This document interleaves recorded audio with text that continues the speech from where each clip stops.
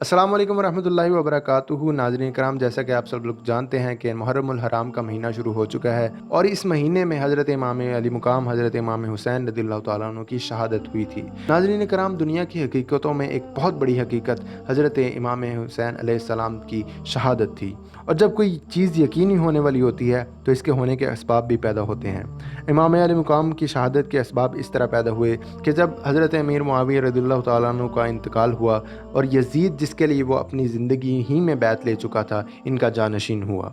तख्ते हुकूमत पर बैठने के बाद इसके लिए सबसे अहम मसला हज़रत इमाम हुसैन, हज़रत अब्दुल्ला बिन ज़ुबैर और हज़रत अब्दुल्ला बिन उमर रज़ियल्लाहु तआला अन्हुम की बैत का था, क्योंकि इन हज़रात ने यज़ीद की वली अहदी को तस्लीम नहीं किया था। इसके अलावा इन हज़रात से यज़ीद को यह भी ख़तरा था कि कहीं इनमें से कोई खिलाफत का दावा न कर दे और ऐसा ना हो कि सारा हिजाज़ मेरे ख़िलाफ़ उठकर खड़ा हो जाए। और हज़रत इमाम हुसैन रज़ियल्लाहु तआला अन्हु के दावा खिलाफत की सूरत में इराक़ में बगावत का सख्त अंदेशा था। इन वजूहात की बिना पर यज़ीद के पेश नज़र सबसे बड़ा अहम मसला अपनी हुकूमत की बका और तहफ़्फ़ुज़ का था, इसलिए इसने इन हज़रात से बैत लेना ज़रूरी समझा।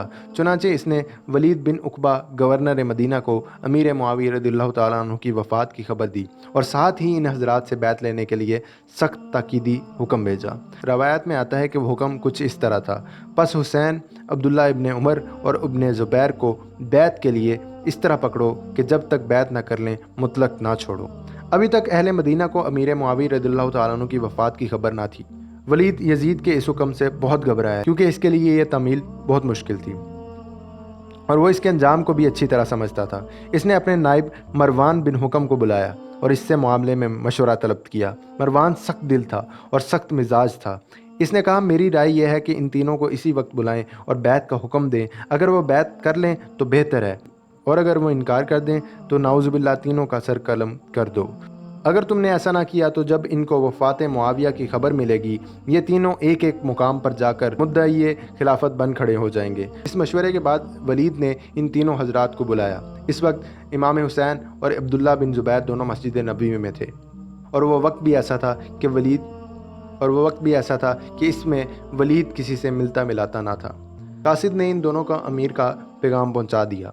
उन्होंने कासिद से कहा, तुम चलो, हम अभी आते हैं। इब्न ज़ुबैर ने इमाम अलैहिस्सलाम से कहा कि आपका क्या ख्याल है? अमीर ने ऐसे वक्त में, जबकि वो किसी से मिलते मिलाते नहीं, हमें क्यों बुलाया है?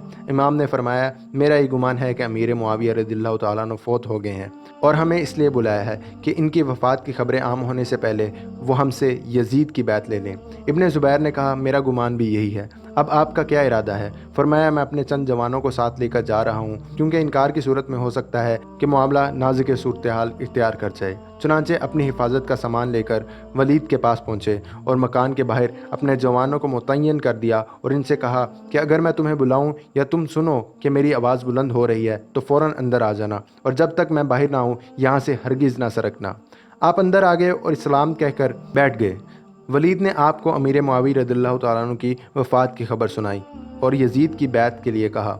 आपने ताज़ियत के बाद फरमाया, मेरे जैसा आदमी इस तरह छुप कर बैत नहीं कर सकता, और ना मेरे लिए इस तरह खुफिया बैत करना मुनासिब है। अगर आप बाहर निकल कर आम लोगों को और उनके साथ हमें भी बैत की दावत दें तो ये एक बात अलग होगी।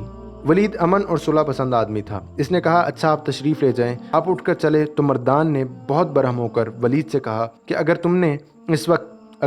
तुमने इस वक्त इनको जाने दिया और बैत ना ली, फिर इन पर काबू ना पा सकोगे और बहुत से लोग कत्ल हो जाएंगे। इनको कैद कर दो, और अगर ये बैत कर लें तो खैर, वरना इनको कत्ल कर दो। इमाम ये सुनकर खड़े हो गए। फरमाया, इब्ने अर्ज़का, क्या तू मुझे कत्ल करेगा या ये करेंगे? खुदा की कसम तू झूठा है और कमीना है। ये कहकर आप तशरीफ़ ले गए। मर्दान ने वलीद से कहा, तुमने मेरी बात ना मानी, खुदा की कसम अब तुम इन पर काबू ना पा सकोगे। ये बेहतरीन मौका था कि तुम इनको कत्ल कर देते। वलीद ने कहा, तुम पर अफसोस है, तुम मुझे ऐसा मशवरा दे रहे हो जिसमें मेरे दीन की तबाही है। क्या मैं सिर्फ़ इस वजह से नवासा रसूल सल्लल्लाहु अलैहि वसल्लम को कत्ल कर देता कि वो यज़ीद की बैत नहीं करते? अगर मुझे दुनिया भर का मालो मता मिल जाए तो भी मैं इनके खून से अपने हाथों को आलूदा ना करूँगा। खुदा की कसम, क़यामत के दिन जिससे खून हुसैन की बाज परस होगी वो ज़रूर अल्लाह के सामने खफीफुल मीज़ान होगा। मरवान ने कहा, तुम ठीक कहते हो। ये इसने सिर्फ ज़ाहिरदारी के लिहाज से कह दिया, वरना दिल में वो वलीद की बात को नापसंद करता था। वलीद के पास से वापस आने के बाद امام علی مقام سخت کشمکش میں مبتلا تھے۔ یزید کی بیعت آپ کو قلبی طور پر سخت ناپسند تھی کیونکہ وہ نااہل تھا، اور اس کا تقرر بھی خلفائے راشدین اسلامی طریقہ انتخاب کے بالکل خلاف اور غیر شرعی طور پر ہوا تھا، بلکہ آپ کے نزدیک یہ کیسر و کسریٰ کی طرز کی پہلی حکومت تھی، اس لیے آپ احتجاجاً اس کے خلاف تھے، اور دوسری طرف حالات اجازت نہیں دیتے تھے کہ آپ علل اعلان اس کے خلاف آواز بلند کریں۔ شام کے وقت پھر ولید نے امام کے پاس آدمی بھیجا۔ آپ نے فرمایا اس وقت تو میں نہیں آ سکتا، اور صبح ہونے دو، پھر دیکھیں گے کیا ہوتا ہے۔ ولید نے یہ بات مان لی، اور آپ نے اسی رات اپنے اہل و عیال اور اپنے عزیز و اقارب کو ساتھ لے کر مدینہ منورہ سے مکہ مکرمہ کی طرف ہجرت کا ارادہ کر لیا۔ گھر والوں کو فرمایا کہ تم تیاری کرو، اور آپ خود مسجد نبوی شریف میں روضہ رسول صلی اللہ علیہ وآلہ وسلم پر حاضر ہوئے۔ نوافل ادا کر کے جوں ہی چہرہ رسول صلی اللہ علیہ وسلم کے سامنے پہنچ کر دست بستہ سلام کے الفاظ ادا کیے، بے ساختہ آنکھوں سے اشک رواں ہو گئے۔ یہی وہ شہر تھا جس میں آپ نے اپنی عمر کا بیشتر حصہ گزارا۔ بچپن سے اب تک اسی شہر کی پرنور فضاؤں اور معطر ہواؤں میں روز و شب کا سلسلہ رہا تھا۔ یہ شہر آپ کے نانا جان کا تھا، آپ اس گلشن رسول کے مہکتے پھول تھے، مگر اب اس شہر میں آپ کا رہنا مشکل ہو گیا تھا۔ اسی شہر میں آپ کی والدہ ماجدہ سیدہ کائنات سیدہ فاطمہ الزہرا سلام اللہ علیہا مدفن تھی۔ آپ کے بھائی اسی شہر میں آرام فرما تھے۔ اس وقت امام پاک کی کیا کیفیت ہوئی ہوگی؟ وہ روضہ رسول پر اپنے جذبات و احساسات کا اظہار کر رہے تھے، نانا جان کے روبرو اپنا احوال بیان کر رہے تھے۔